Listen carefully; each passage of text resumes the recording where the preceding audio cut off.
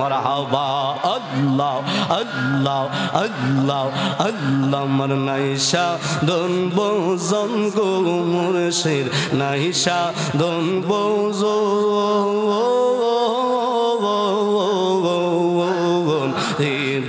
নাসে দন দিয়া রাখতাম তো উমর মোহন মারহাবা আল্লাহ আল্লাহ আল্লাহ মায়া যদি লাগের মুর্শিদ মায়া যদি লাগের দয়াল রাইখো চরণ তোলে দেবে কি নাম লইয়া ডাকবো তোমারে রে মাশাআল্লাহ আল্লাহ আল্লাহ আল্লাহ আল্লাহ আল্লাহ আল্লাহ আল্লাহ আল্লাহ আপনার জন্য বানা ইয়াসে গো আল্লাহ সারাটা দুনিয়া গো নবী নবী আপনি নবী লম্বিয়া মারহাবা আল্লাহ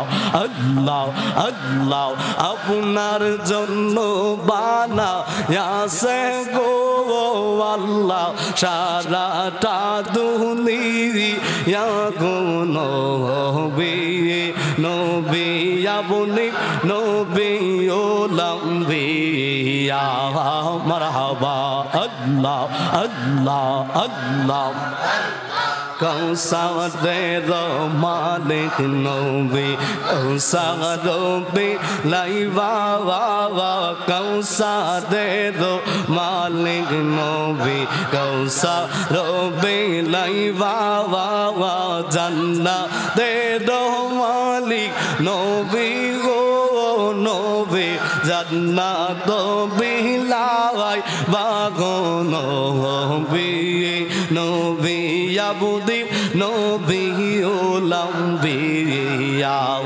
মারহাবা আল্লাহ আল্লাহ আল্লাহ আল্লাহ মদিনার গোলামি আমায় দে শামসুল হুদা মদিনার গোলামি আমায় দে মারহাবা আল্লাহ আল্লাহ আল্লাহ মদিনার গোলামি আমায় দে ও মুসিহাদৌলা মদিনার গোলামি আমায় দে মারহাবা আল্লাহ আল্লাহ আল্লাহ আল্লাহ আল্লাহ লা ইলাহা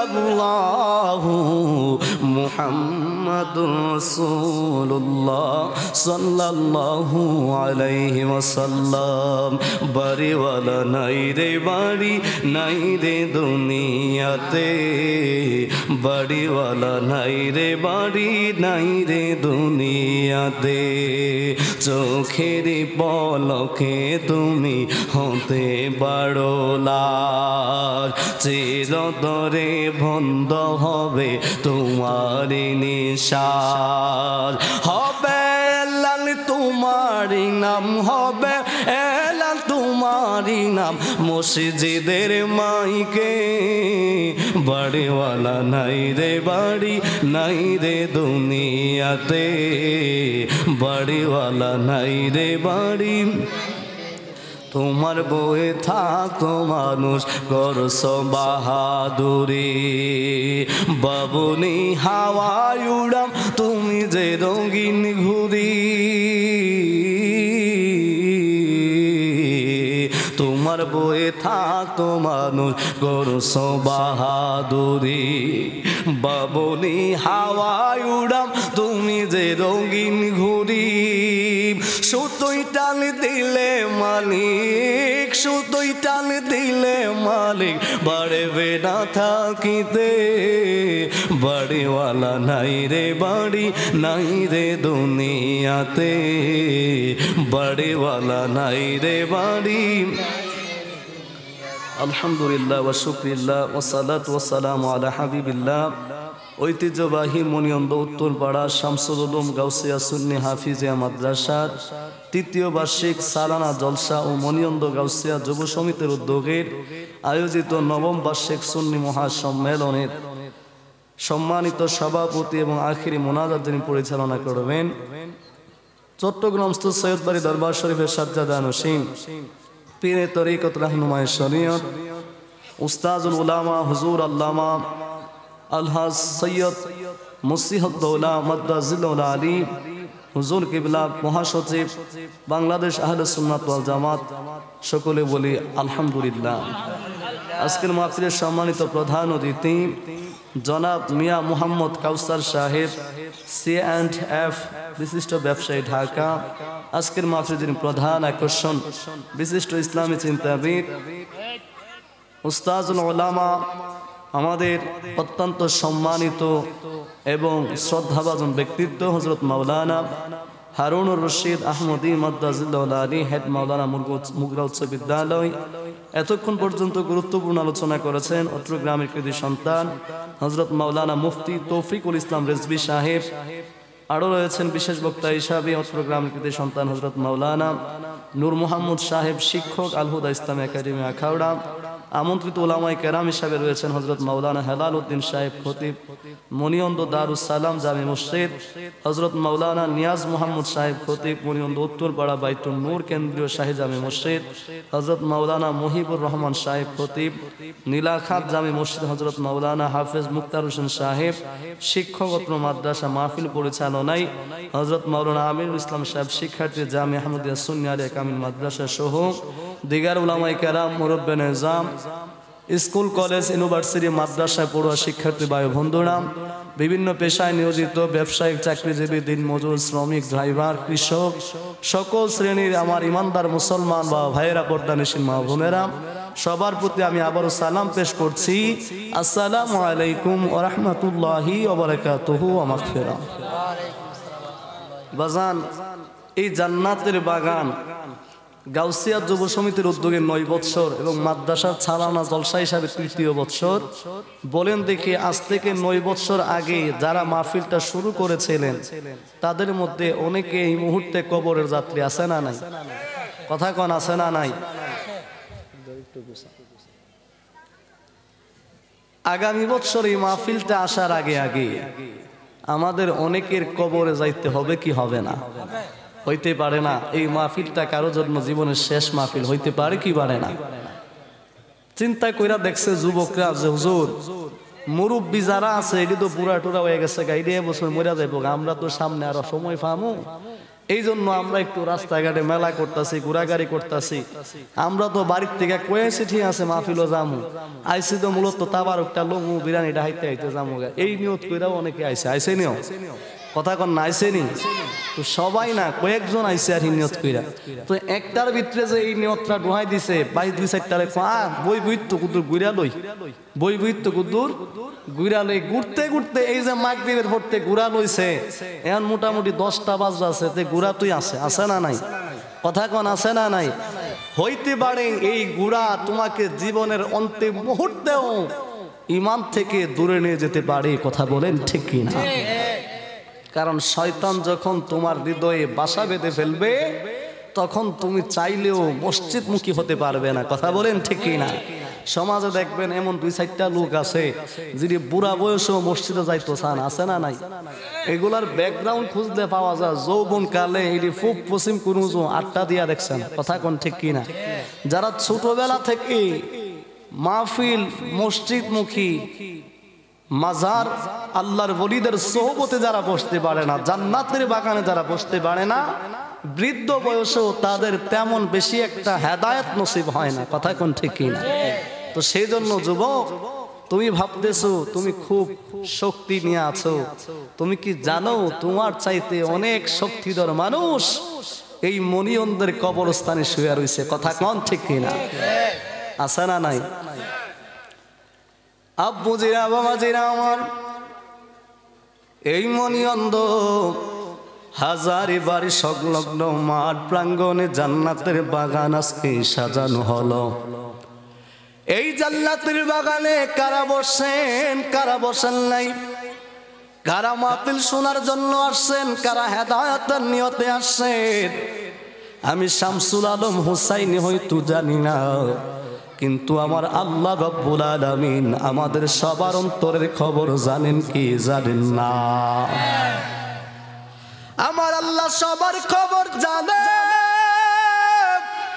কোন মানুষটা আল্লাহর মহব্বতে, নবীর মহব্বতে, আওলাদ রাসূলের সাদারতে বসবে, আর কোন যুবকটা তাবারুকের নেশায় মাহফিলের পাশে ঘোরাঘুরি করে সবাই না জানতে পারলেও আমার আল্লাহ আপনার আমার খবর জানেন। কথা বলেন ঠিক কিনা?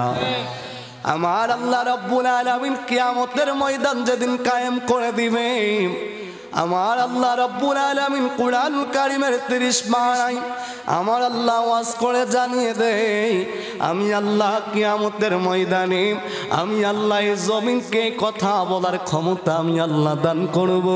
ইয়াউমা ইযিন তুহাদ্দিসু আখবারাহা, এই জমিন তার সমস্ত ঘটনাগুলো আমি আল্লাহর কাছে তুলে ধরবে। ওই দিন মনিয়নদের হাজারিবাড়ির বাড়ির মাঠ, এটা ওই দিন সাক্ষী দিবে আল্লাহ 2025 সালের 8 ফেব্রুয়ারি তোমার বান্দা আরামের ঘুমটারে হারাম করে দিয়াম, এই ঠান্ডা মৌসুমে আরামের মৌসুমে রাত্রিতে না ঘুমাইয়াম। ও আল্লাহ, তোমার নবীর মহব্বতে, তোমার নবীর ভালোবাসায়, তোমার মহব্বতে জান্নাতের বাগানের ভিতরে ঢুইকাম। আল্লাহ তোমার হাবিবের উপর দরুদ ও সালাম পড়ল। ও আল্লাহ তোমার জিকির করলো। আল্লাহ তোমার কাছে চোখের বাণী ফালায়া ফালায়া কান্না করছে। আল্লাহ আমি জমিন তার পক্ষে সাক্ষী দিলাম, তুমি তার ক্ষমা করে দাও। আমার আল্লাহ এই একটা বিষয়কে জরিয়া বানাইয়াও, আমার আল্লাহ একটা বিষয়কে ওসিলা বানাইয়াও, আপনারে আমারে ক্ষমা করে দিতে পারে কি পারে না?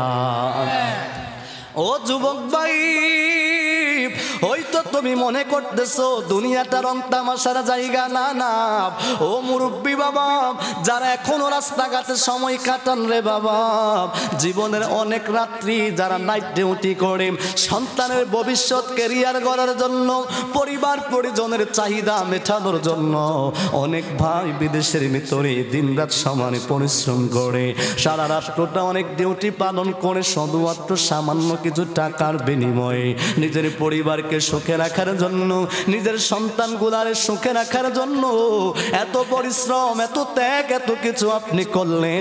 কিন্তু আপনি আমি যেদিন মারা যাব বাবা, যেদিন আপনার আমার মৃত্যুটা যেদিন হয়ে যাবে, ওই দিন আপনার সন্তান আপনার কোনো কাজে আসবে না, ওই দিন আপনার স্ত্রী কোনো কাজে আসবে না রে। ওই দিন তোমার আমার আপনজন কেউ কোনো কাজে আসবে না, ওই দিন তোমার আমার আত্মীয় স্বজন কেউ কোনো কাজে আসবে না। টাকা দিয়া তোমার হায়াত বাড়াইতে পারবে না, ধন সম্পদ দিয়ে হায়াত বাড়ানো যায় না। যদি টাকা পয়সা ধন সম্পদ দিয়ে হায়াত বাড়ানো যাইতো, মানুষ ডাকাতি কইরা হইল, চুরি কইরা হইল, হত্যা কইরা হইল, টাকার পাহাড় গড়ে তুলতো। কথা বলেন ঠিক কিনা? এই জন্য যুবক, হায়াতের বাজেট যেদিন শেষ হয়ে যাবে, যেদিন তোমার আমার মৃত্যুর ফরমানা জারি হয়ে যাবে, একটা বার কি তোমার আবার খেয়াল করা দরকার নাই?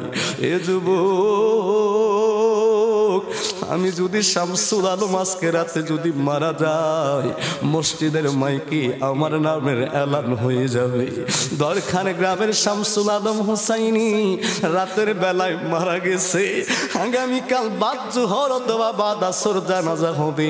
এলাকার মানুষেরা হয়তো আমার শেষবারের জন্য দেখার জন্য ছুটে আসবে। কিন্তু জানো রে যুবক, তোমার আমার লাশ যদি রাতের বেলায় সন্ধ্যা রাত্রে যদি কেউ মারা যায়, তোমার আমার লাশের পাশে আমার সন্তান থাকতে চায় না। জিজ্ঞাসা করে কেন থাকতে চাও না? সন্তান জবাব দিবে, আমার বড় ভয় হয়। তোমার আমার বিবি লাশের পাশে থাকতে চাই না। যেই বিবি রাতের বেলায় স্বামীর সাথে একসাথে খাটে ঘুমাইলো, ওই বিবি কয় আমার ভয় হয়, আমি লাশের সাথে থাকতে পারবো না। তোমার আমার সন্তান বলবে আমি থাকতে পারবো না, তোমার আমার ভাই বলবে লাশের পাশে আমি থাকতে পারবো না। ওই ওই মসজিদের মুয়াজ্জিন অথবা এলাকার কোনো মুরব্বি লাশের পাশে সারাটা রাত বসে থাকবে, অথচ সেই সন্তানের জন্য, সেই বিবির জন্য, সেই আত্মীয় স্বজনের জন্য তুমি দিনের পর দিন তোমার এই অর্থ উপার্জনগুলো ব্যয় করো। কথা বলেন ঠিক কি না? এ যুবক, শুধু কি তাই রে যুবক, একটাবার খেয়াল করে দেখেন, যদি কেউ মৃত্যুর এই মুহূর্তগুলো যদি কেউ দেখে থাকেন জবাব দিবেন। যখন কোনো মানুষ যখন মারা যায় তার লাশটার কেউ নরম বিছানার ভিতরে রাখতে চায় না। আমার টাকাই কিনা জাজিম, আমার টাকাই কিনা লেপ্ত সুখের উপরে আমার লাশ আর রাখলাম, আমার লাশটারে খাট থেকে মাটির ফ্লোরিং এর ভিতরে আমার আপনারে নামায়া দিবে। শুধুমাত্র কি নামায়া দিবে তাই না রে, আপনার আমার পায়ের মধ্যে একটা গামছা দিয়া বান্ধিবে, আপনার আমার মাথাটা মুখ বরাবর এইভাবে টানা একটা বান দিবে, যেন আপনার মুখটা যেন ফাঁক না হয়ে যায়, আপনার পা গুলা যেন ফাঁক না হয়ে যায়। ওই মুহূর্তটার কথা তুমি একবার চিন্তা করে দেখো। তোমার মুখের ভিতরে মশা মাছি বসবে, সেইটা তাড়ানোর ক্ষমতা তোমার আমার থাকবে না। তোমার আমার নাকের ভিতরে মশা বসবে, তাড়ানোর ক্ষমতা থাকবে না। ওই মুহূর্তের কথা কি একবার তোমার আমার চিন্তা করা দরকার আছে না নাই? একদিন আমারই নাম মসজিদে হবে এলান, একদিন তোমারই নাম মসজিদে হবে এলান।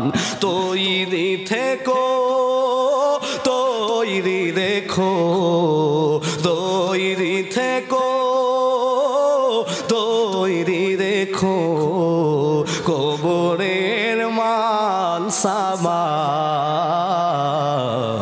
মসজিদে হবে এলান। আব্বুজি আমার একটু গভীর মনোযোগ দিয়েন। ও হুজুর, তাইলে আপনি মারা যাবেন, আমিও মারা যাব। বাংলাদেশ নয়, গোটা পৃথিবীর এমন একজন মানুষ কেউ থাকবে না যার মৃত্যুবরণ হবে না। প্রতিটা মানুষ আপনি আমি মারা যাওয়ার পরে, মৃত্যুবরণ করার পরে আপনার সাথে আমার সাথে টাকা দেওয়া যাবে না, আপনার আমার সাথে পয়সা দেওয়া যাবে না রে।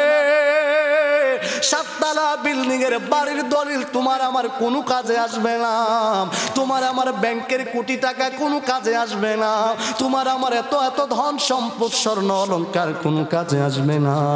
তোমার আমার মৃত্যুর পরে যে জিনিসটা কাজে আসবে ওই দুইটা জিনিস, একটার নাম হলো ঈমান, আরেকটা জিনিসের নাম হলো নেক আমল। কথা বলেন ঠিক কি না?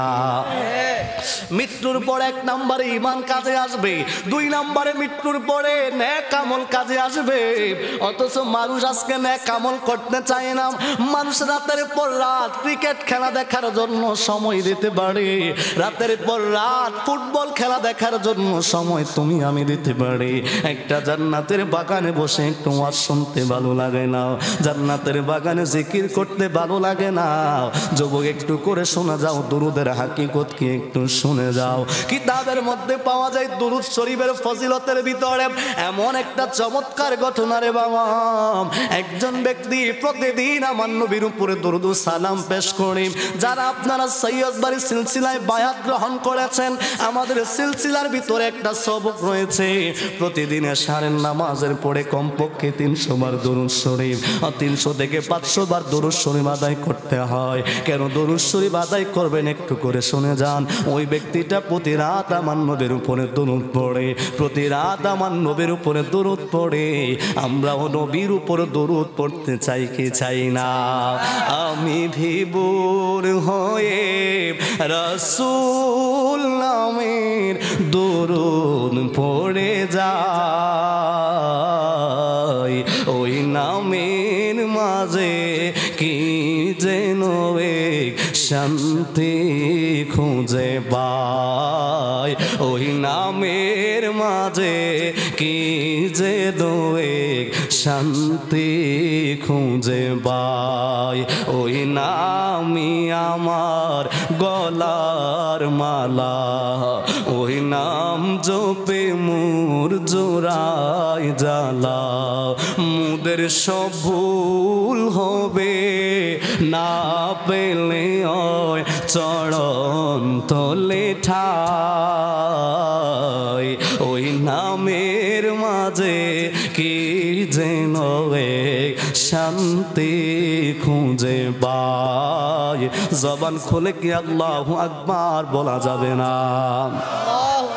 বাবারা ভাইরা আমার বলতেছিলাম, ওই মুরব্বী প্রতি রাত নবীর উপর দুরূদ পড়েন। ঘটনাক্রমে ওই ব্যক্তি তার সন্তান, ছোট একটা সন্তান নিয়ে আবার সফরের ভিতরে রওনা দিলেন। সফরে রওনা দেওয়ার ক্ষেত্রে যাইতে যাইতে মরুভূমির রাস্তার ভিতরে একটা খেজুর গাছের নিচে বিশ্রাম নিলেন। কিন্তু বিশ্রাম নেওয়ার ক্ষেত্রে মুরব্বী লোকটা ওই বিশ্রামের ভিতরে মারা গেলেন। সবাই পড়ে ইন্না লিল্লাহি ওয়া ইন্না ইলাইহি রাজিউন। বাজান অসুবিধা হচ্ছে? খারাপ লাগতেছে মনে হয়? মুরব্বী এবার মারা গেলেন, ছোট্ট সন্তান বাবার লাশের পাশে বসে রইলেন। কিন্তু যুবক তো জানে না তার বাবা মারা গেল। কেউ যখন ঘুমায়, প্রতিদিন আপনার আমার মওত হয়। আমি আপনি যখন বিশ্রামে ঘুমিয়ে যখন যাই, ঘুম মানে মানুষটা মৃত্যু, মওত। আমরা একটা দোয়া পড়ি কিনা? আল্লাহুম্মা বিসমিকা আমুতু ওয়া আহইয়া। এটা কিসের দোয়া? ঘুমের দোয়া। কিসের দোয়া? এখন এই দোয়ার পরে ফতোয়া আসবে, কয় বেটা ঘুমানের দোয়া পড়েন, এটাও বেদাত। এমন ফতোয়া দেওয়া না আসেনিও? কথা কন না আসেনি? আরে বাপ রে বাপ, হেরার ফতুয়ার ছড়ে থাউন জানা। কথা কোন ঠিক কি না? এরার নতুন ফতুয়া বলতে এটা পুরান ফতুয়া ওই। কিন্তু সবে বরাতের মাসটা আইলে, শাবান মাসটা আইলে এই গুমটাওয়ালাটি ফাগল হয়ে জায়গা। কথা কোন ঠিক কি না? এই যে সবে বরাত আসবে, আপনারা অবাক হবে, আমাদের যুব সমাজ তাদেরকে ফলো করার জন্য পাগল হয়ে যায়। অথচ তারা ঘুমটা দিয়া কি বলে যে সবে বরাতের রাত সারা রাত মসজিদে কাটানোর চাইতে বেশ্যাখানায় কাটানো নাকি উত্তম। নাউজুবিল্লাহ কইতেন না? বাড়ির যায় নাউজুবিল্লাহ কইেন, ফটো রাখিয়া দেন। এটারে কি কন? কেউ সবে বরাতের রাত্রিতে মসজিদে রাত্রি যাপন করার চাইতে বেশ্যা পাড়ায় নাকি জেনা করা, সেটা নাকি আরো উত্তম। নাউজুবিল্লাহ বলবেন না জোরে? এটা আমরা বলছি না, কোনো হিন্দু বলে নাই, কোনো বুদ্ধ বলে নাই, কোনো খ্রিস্টান বলে নাই, বরং নিজেকে বড় শায়েক দাবি করে টেলিভিশনের সামনে সোশ্যাল মিডিয়াতে ঘুমটা দিয়া এই ধরনের বক্তব্য দিচ্ছে। কথা বলেন ঠিক কি না?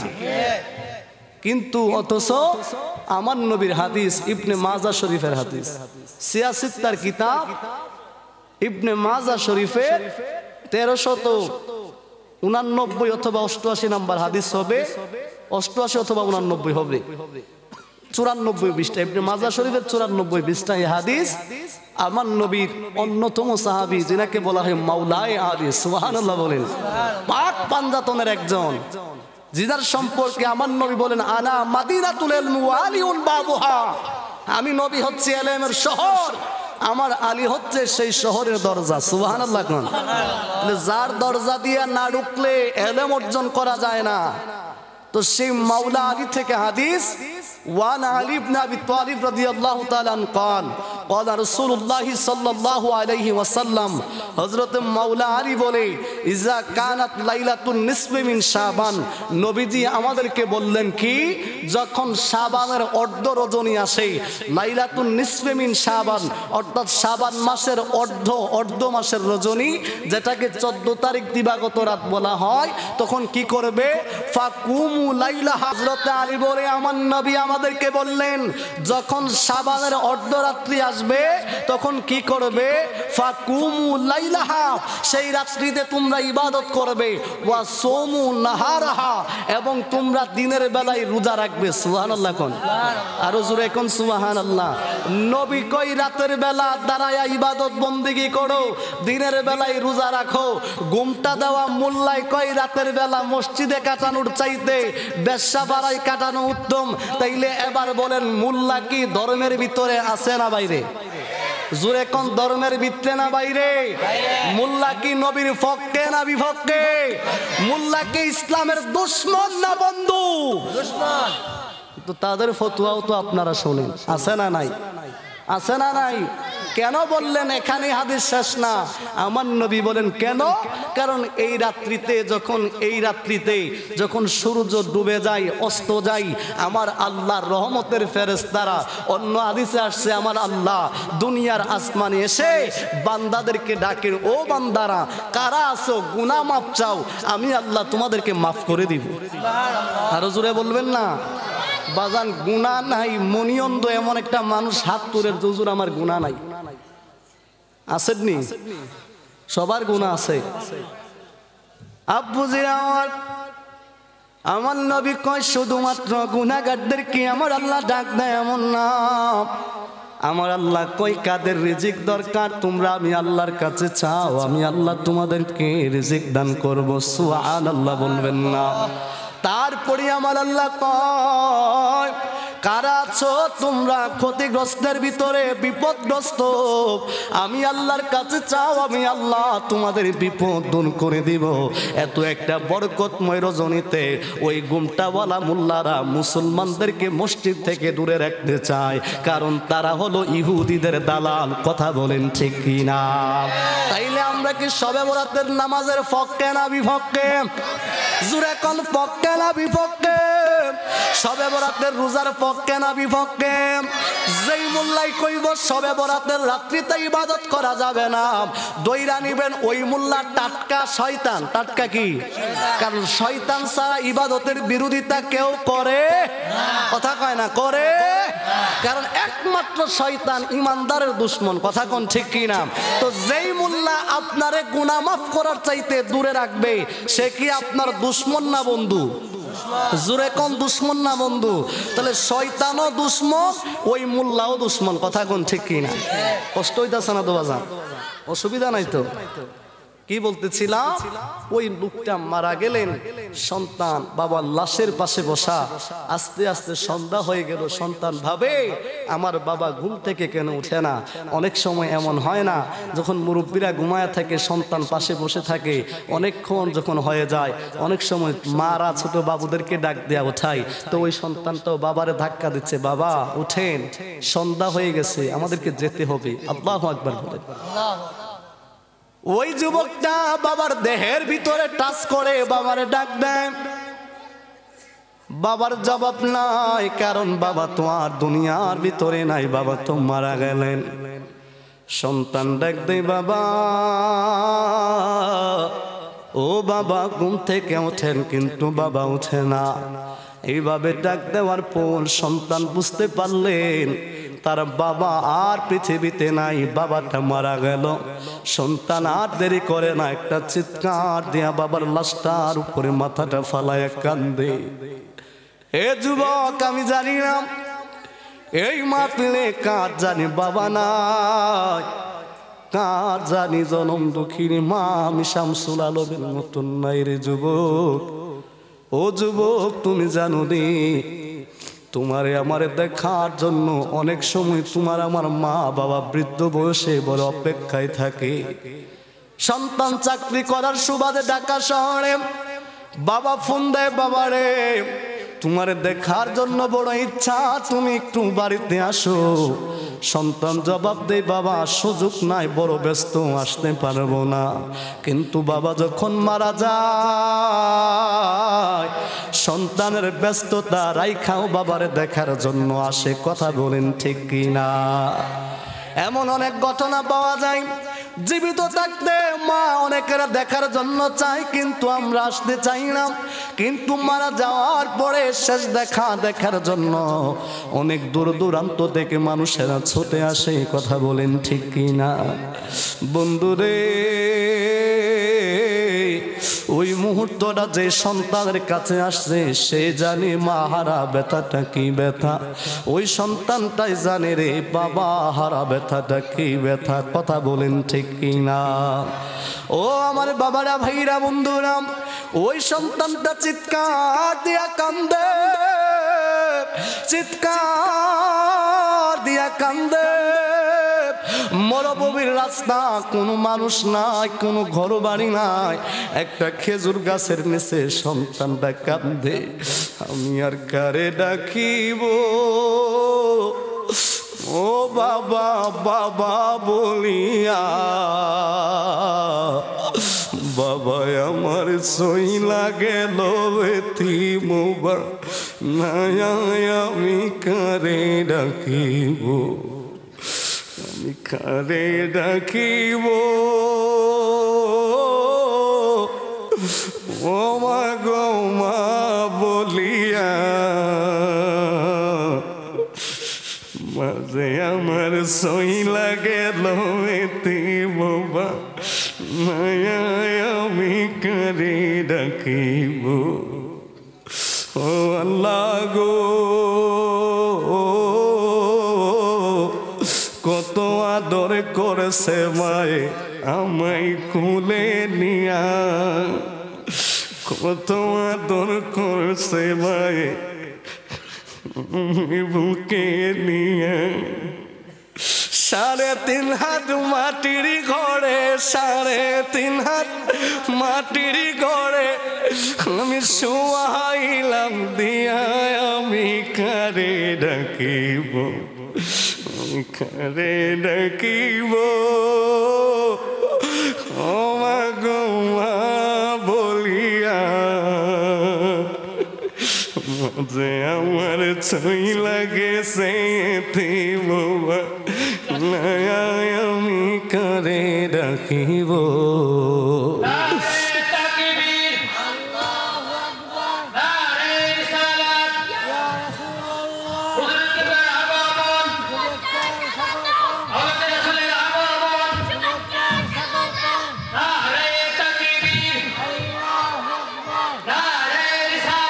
ইয়া রাসূলুল্লাহ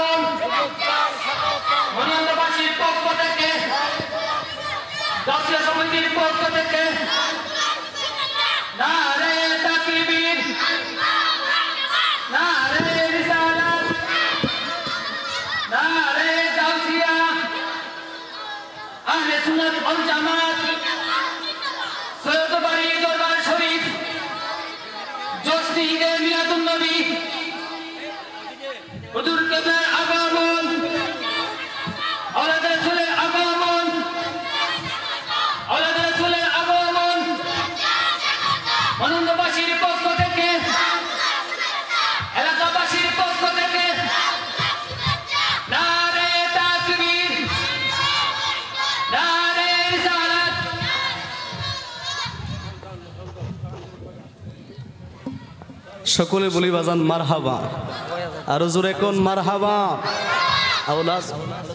আওলাদ রাসূল চলে এসেছেন আমরা খুশি না বেজার আব্বুজিরা আমার ওই যুবকটা সন্তানটা বাবার লাশটার পাশে বসে বসে কান্দে হঠাৎ করে বাবার চেহারাটার দিকে তাকায় দেখি বাবার চেহারাটা কেমন যেন একটা বিবর্ণ চেহারা হয়ে গেল বাবার চেহারাটা কেমন যেন পরিবর্তন হয়ে গেল এবার সন্তান বাবার মাথার পাগড়িটা খুইলা মুখের উপরে দিয়া কান্দে আর ডাক দিয়া বলে ইয়া রাসূলুল্লাহ ইয়া হাবিবাল্লাহ নবী গো আমার বাবা তো আপনার উপরে প্রতি রাত্রিতে দুরূদ হাদিয়া পেশ করতেন গো নবী তাইলে আমার বাবার চেহারাটা কেন বিবর্ষ হয়ে গেল আমার বাবার চেহারাটা কেন ব্যতিক্রম হয়ে গেল এইভাবে যুবকটা শুধু কান্না শুরু করে দিলেন ওই দিক দিয়ে আস্তে আস্তে রাত্র গভীর কোনো মানুষের কোনো আসা যাওয়া নাই একটা যুবক সন্তান বাবার লাশটারে পাশে নিয়ে কান্দে এমন সময় যুবক তাকায়া দেখে রে একটু যখন যুবকটার তন্দ্রা ভাব চলে আসে এমন সময় যুবক দেখে একজন নূরানি সূরাতের একজন মানুষ ওই যুবকটার পাশে আইসা যুবকটারে ডাক দিয়া কই যুবক তুমি কেন কাঁদো যুবক ডাক দিয়া কই আমি কেন কাঁদি এই পৃথিবীতে আমার বাবা ছাড়া আর কেউ নাই আমার বাবা আজকে আমার এতিম করে দিয়া চলে গেল কিন্তু আমার বাবার চেহারাটা কেমন যেন বিমর্ষ হয়ে গেল অথচ আমার বাবা প্রতিদিন দুরূদ সালামের হাদিয়া পেশ করে দেন আবার যুবক ডাক দিয়ে বলেন ওই লোকটা বলে যুবক তোমার তোমার বাবার চেহারা থেকে কাপড়টা সরায়া দাও। ওই মুহূর্তে কাপড়টা যখন সরায়া দিলেন, ওই নুরানি মুখটা বাবার চেহারার ভিতরে হাত দিয়া মেসেজ করলেন। যেই মাত্র নুরানি হাত মুবারক যখন ওই বৃদ্ধের মুখের ভিতরে লাগায়া দিলেন গো, ওই সাথে সাথে মুখটার চেহারাটা নুরান্বিত হয়ে গেলেন। যুবকটা কদমের ভিতরে জড়ায়া দইরা ডাক দিয়া কই, আল্লাহর বান্দারে, ও আল্লাহর বান্দা, কে আপনি? আপনার পরিচয় আমারে দেন। ওই মুহূর্তে ডাক দিয়া বলে, যুবক তুমি জানো না আমি হচ্ছে ওই ব্যক্তি যার উপরে তোমার বাবা প্রতিদিন দুরূদ ও সালাম পেশ করতে। বলেন সুবহানাল্লাহ, আর জবান খুলে বলেন ইয়া রাসূলুল্লাহ। তাইলে দুরূদ ও সালাম পেশ করতে হবে নবীর উপর, কথা বলেন ঠিক কি না? তো আমগো দেশের কিছু মাদ্রাসায় শেখানো হয় নবীর উপর দুরূদ পড়া বেদাত, শেখানো হয়নিও, কথা কয় না, আসেনি? তো এইডিও তো মাদ্রাসা, এইডিও কি মাদ্রাসা। আর আপনাদের মনিয়ন্দ একটা মাদ্রাসা আমাদের হুজুর কেবলা দিলেন, যেই মনিয়ন্দ মাদ্রাসার ভিতরে শিক্ষা দেওয়া হয় নবীর উপরে দুরূদ সালাম পড়তে হবে। এই দুরূদ সালাম যিনি পড়তে দিয়েছেন, আদেশ করেছেন, তিনি হচ্ছেন আল্লাহ, কথা বলেন ঠিক কি না? তাইলে যেই মাদ্রাসায় দুরূদ সালামের বিপক্ষে আর যেই মাদ্রাসা দুরূদ সালামের পক্ষে, মাদ্রাসা দুইটা কি এক হইছে নিও? কথা কোন নামে এক হইল, মাদ্রাসা কি এক? একটা হইল হকের পক্ষে, আরেকটা হইল বেহক, কথা কোন ঠিক কি না? যেই মাদ্রাসায় নবীর দুরূদ শিক্ষা দেওয়া হয় ওইটা হইল হকের পক্ষে, কথা কোন ঠিক কি না? আর যেই মাদ্রাসায় নবীর দুরূদের বিপক্ষে বলে ওই মাদ্রাসা কোনোদিন হক না, ওই মাদ্রাসায় দান করলে কোনো সওয়াব হবে না। এই জন্য যেই মাদ্রাসায় নবীর মহব্বত শিক্ষা দেওয়া হয়, বলবেন হুজুর কেন হয় না? একটু কোনে শুনে যান। আমার নবীর হাদিস, আল্লাহর নবী বলেন কোন মানুষ যখন ইন্তেকাল করে তার সমস্ত নেক আমল করার দরজা বন্ধ হয়ে যায়, শুধুমাত্র তিনটা দরজা তার খোলা থাকবে। এক নাম্বার হলো সদকায়ে জারিয়া। কোন মানুষ যখন তার জীবিত অবস্থায় কোনো মাদ্রাসায় দান করে যায়, কোনো মসজিদে দান করে যায়, দান সদকা করে যায়, আমার নূরের নবী কয় ওই মানুষটা মারা যাওয়ার পরেও তার আমল নামায় তার সওয়াব আমার আল্লাহ দান করবে। আমরা দান সদকা করিনি, সবচাইতে কম, কথা কোন ঠিক কি না? দুই নম্বরে আমার নবী বলেন ওই ইলম, যেই ইলম মানুষের উপকারে আসে, মানুষের কল্যাণ হয়, অর্থাৎ শবে বরাতের নামাজ বেদাত, এই ইলম না, ঠিক কি না কোন? শবে বরাতের রাত্রে মসজিদে থাকলে ব্যবসা বাড়ার চাইতে খারাপ, এই ইলম না, কথা কোন ঠিক কি না? নবী আমগুর মতন দোষে গুণে মানুষ, এই ইলম না, কথা কোন ঠিক কি না? যেই ইলম শিক্ষা দিবে শবে বরাতের রাতে ইবাদত করলে জীবনের গুনাহ মাফ হবে, যে ইলম শিক্ষা দিবে আমার নবী হচ্ছেন রাহমাতুল লিল আলামিন, যে ইলম শিক্ষা দিবে আমার নবী হচ্ছেন নূরের নবী, যে ইলম শিক্ষা দিবে আমার নবী হচ্ছেন বেমিসাল বেনজির, কথা বলেন ঠিক কি না? তো এই ইলম কোথায় পাবেন? এই ইলম পাবেন সুন্নি মাদ্রাসায়, কথা বলেন ঠিক কি না? এই ইলম শিক্ষা দেওয়ার জন্য আউলিয়ায়ে কামিলিনদের পথমত চিনানোর জন্য এই মনিয়ন্দ সুন্নি হাফিজিয়া মাদ্রাসা, কথা কোন ঠিক কি না? তাইলে বলেন বাজান, এই মাদ্রাসায় দান সদকা করা দরকার আছে না নাই? কথা বলেন আছে না নাই? তো সদকায়ে জারিয়া দান করলে রাসূল বলে মৃত্যুর পরে কবরে সওয়াব যাবে। আমার এলাকার ঘটনা বলছি, একজন লোক হুজুর মারা যাওয়ার সময় প্রায় 90, অনেক টাকা, যতটুকু শুনলাম প্রায় 90 লক্ষ টাকা তার অ্যাকাউন্টে, অথচ ওই লোকটা টাকা ভাঙে নাই, মানুষের বাড়িতে টিউবওয়েল ঠিক করে তার জীবন চালাইছে। একটা সন্তান বিদেশে, 3-4 জন মেয়ে আছে। মারা যাওয়ার পরে তার লাশ এক পাশে রাখা, ছেলের বউ মেয়েরা ঝগড়া শুরু, ব্যাংকের নমিনি কেড়ে দিছে। তার মানে এই কোটি টাকার সম্পদ নিয়ে ছেলে মেয়েদের মধ্যে দ্বন্দ্ব, লাশ দাফন করতে দ্বন্দ্ব না, অথচ টাকা আমরা ব্যাংকে রাখা যাই।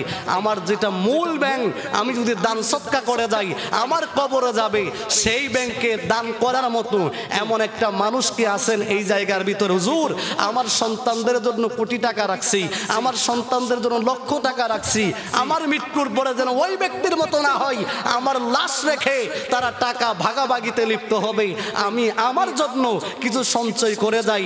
এই সুন্নি মাদ্রাসায় যেখান থেকে হক কথা শিক্ষা দেওয়া হবে, নবীর পক্ষের কথা বলা হবে, এই সুন্নি মাদ্রাসার ভিতরে প্রথম নাম্বার একটা ব্যক্তি এমন কে আছে?